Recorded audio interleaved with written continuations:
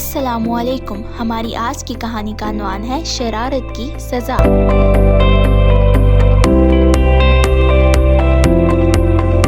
جنگل میں ایک معصوم سا بھالو رہتا تھا۔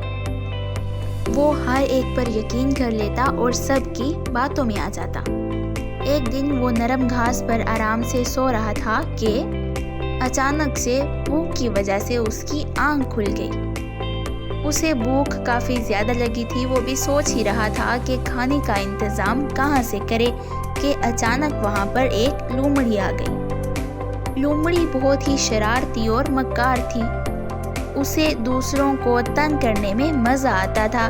جب لومڑی نے دیکھا کہ بھالو پریشان کھڑا ہے تو اس نے اس کے پاس جا کر پوچھنا چاہا کہ اسے کیا مسئلہ ہے۔ اسی لیے لومڑی بھالو کے پاس گئی اور پوچھنے لگی کہ بھالو میاں، تم پریشان کیوں کھڑے ہو؟ بھالو نے اپنی پریشانی کی وجہ بتائی کہ اسے بہت زیادہ بھوک لگ رہی ہے تو اسے سمجھ نہیں آ رہا کہ وہ خوراک کہاں سے حاصل کرے۔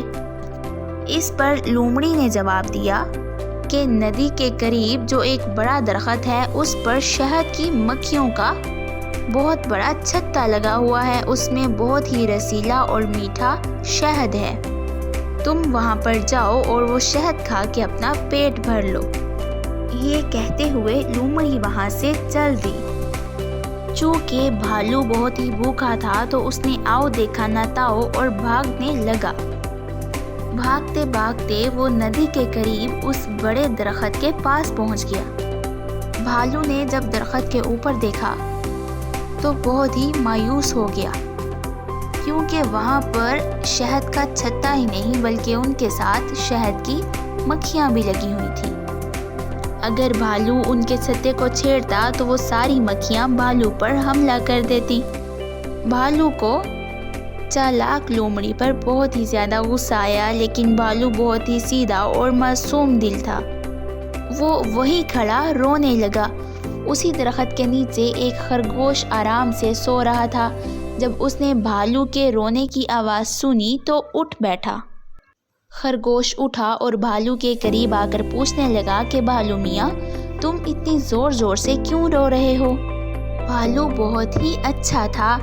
اس نے خرگوش کو چالاک لومڑی کے بارے میں نہیں بتایا، کیونکہ اس کی ماں نے اسے سمجھایا تھا کہ کبھی بھی کسی کی پیٹھ کے پیچھے اس کی برائی نہیں کرتے۔ اس لیے بھالو خرگوش سے کہنے لگا کہ میں تو اس لیے رو رہا ہوں، مجھے بہت زیادہ بھوک لگی ہے اور مجھے کھانے کے لیے کچھ بھی نہیں مل رہا۔ خرگوش نے اس کی بات کو سنا اور ندی کے قریب لگی ہوئی نرم گھاس اتار کر لے آیا۔ پھر ان دونوں نے مل بیٹھ کر وہ نرم اور رسیلی گھاس کھائی۔ کھانے کے بعد خرگوش پھر آرام سے سونے لگا اور بھالو نے خرگوش کا شکریہ ادا کیا اور وہاں سے واپس اپنے گھر کی جانب آ نکلا۔ جب بھالو واپس آیا تو لومڑی پہلے سے ہی وہاں پر کھڑی اس کا انتظار کر رہی تھی۔ بھالو کے آتے ہی لومڑی پوچھنے لگی کہ بھالو میاں، شہد تو بہت ہی میٹھا اور اچھا ہوگا، کیا تم نے پیٹ بھر کے شہد کھایا؟ اس پر بھالو نے جواب دیا کہ ہاں، شہد تو بہت ہی زیادہ میٹھا تھا اور وہ مقدار میں بھی کافی زیادہ تھا۔ میں اکیلا تو اسے ختم نہیں کر سکا کیونکہ میرا پیٹ بھر گیا تھا اور میں واپس آ گیا۔ ابھی بھی وہاں پر شہد موجود ہے، اگر تم جانا چاہتی ہو تو جاؤ اور جا کر کھا لو۔ میں تو پہلے ہی سوچ رہا تھا کہ تمہیں بھی اپنے ساتھ لے جاتا تاکہ تم بھی وہ رسیلا اور میٹھا شہد کھا سکتی۔ لومڑی نے جب بھالو کی بات سنی تو بہت ہی حیران ہوئی اور سوچنے لگی کہ ایسا کیسے ہو گیا؟ کاش میں بھالو سے پہلے چلی جاتی اور سارا شہد میں ہی کھا لیتی۔ اب تو بہت ہی تھوڑا بچا ہوگا۔ مجھے تو ایسے لگا تھا کہ وہاں پر شہد کی مکھیاں بھی ہوں گی جو بھالو کو کاٹ جائیں گی، لیکن بھالو تو شہد کھا کے واپس آ گیا۔ بھالو کی بات سنتے ہی لومڑی ندی والے درخت کی طرف بھاگی۔ وہ تیزی سے بھاگتی ہوئی وہاں سے نکل آئی اور بھالو آرام سے لیٹ کر سونے لگا۔ لومڑی اس درخت کے پاس پہنچتے ہی فوراً سے درخت کے اوپر چڑھ گئی اور شہد کی مکھیوں کے چھتے پر جا لپٹی۔ شہد کی مکھیوں نے لومڑی کو کاٹ کاٹ کر اسے نڈھال کر دیا۔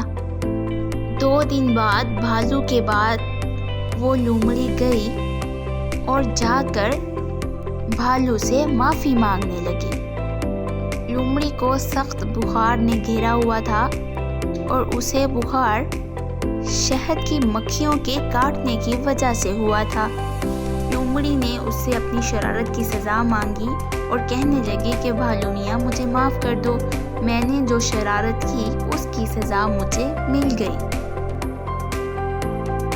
بھالو بہت ہی اچھا تھا، اس نے بھی لومڑی کو معاف کر دیا اور کہا کہ آج کے بعد کسی کے ساتھ بھی ایسا مذاق نہیں کرنا۔ لومڑی نے بھی وعدہ کیا کہ وہ کسی کے ساتھ ایسا مذاق نہیں کرے گی۔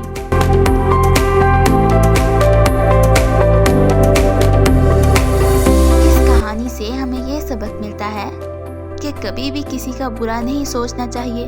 اگر ہم ایسا کرتے ہیں تو واپس ہمارے ساتھ ہی ویسا ہو جاتا ہے، یا کسی کے ساتھ شرارت نہیں کرنی چاہیے، کیونکہ اس شرارت کی سزا بھی آپ کو واپس مل جاتی ہے۔ ہمیں لومڑی کی طرح چلاک اور مکار نہیں بلکہ بھالو کی طرح اچھا بننا ہے۔